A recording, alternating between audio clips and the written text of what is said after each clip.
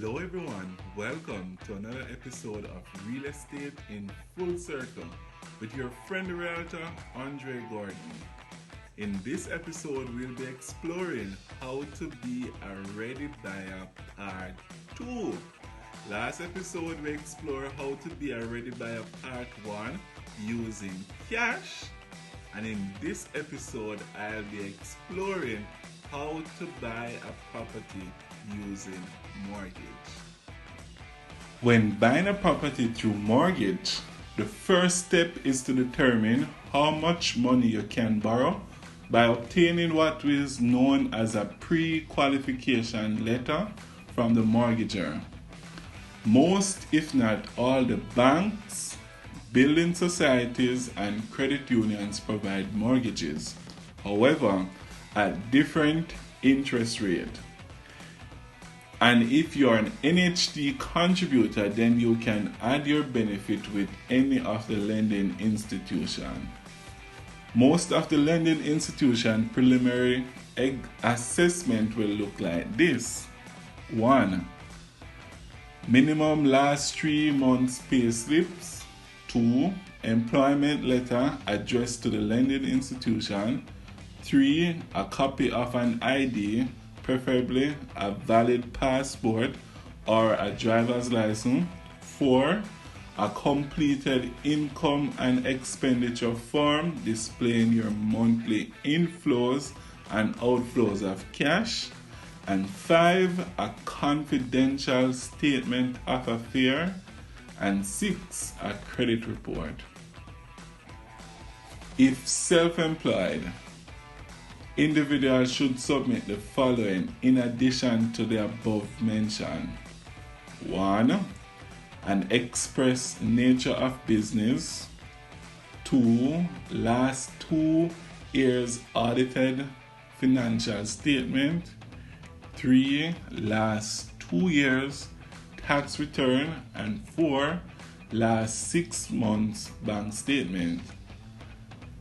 When you get this request, it is not because they want to fasten your business, but rather the lending institution is using this information to determine how much money you will be able to be qualified for. Don't be afraid to seek clarity from the lending institution if in doubt. After getting the pre-qualification letter from the lending institution, you will now know your budget and you can now look for properties within that price point.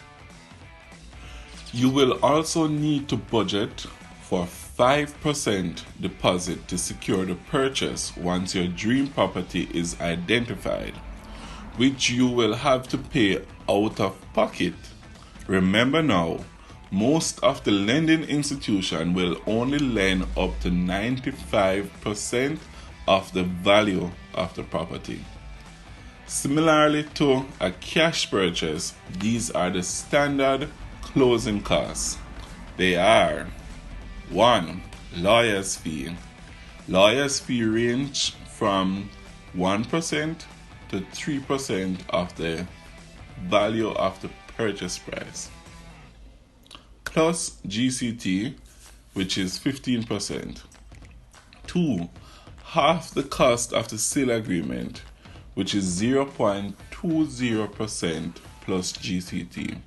And 3. Stamp duty, which is only $2,500 as the purchaser.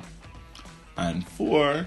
Registration fee is 0.25%. Additional closing costs for purchasers using mortgages are 1. Mortgage processing fee, which can go as high as 6% of the mortgage amount depending on the lending institution. 2. Valuation report. The standard rate for a valuation report is $2,500 per million of the purchase price.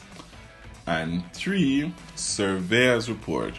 This is similar to the valuation report, which is $2,500 per million of the purchase price. In addition, if you're buying a building that is over 35 years old or a building that is in need of repair, a structural engineering report will also be required at an additional cost. In summary, when buying a property through mortgage, please budget at least 12% of the purchase price for the closing costs. Having all of this in place, you are a ready buyer. Sounds like a lot? No worries. I am here for you. I'm your friendly realtor, Andre. Call me and let's go property hunting.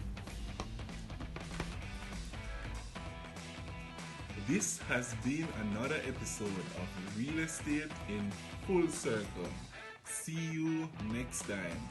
And please remember to click the subscribe button and likely press the notification bell so that you'll be notified as soon as a new video is posted.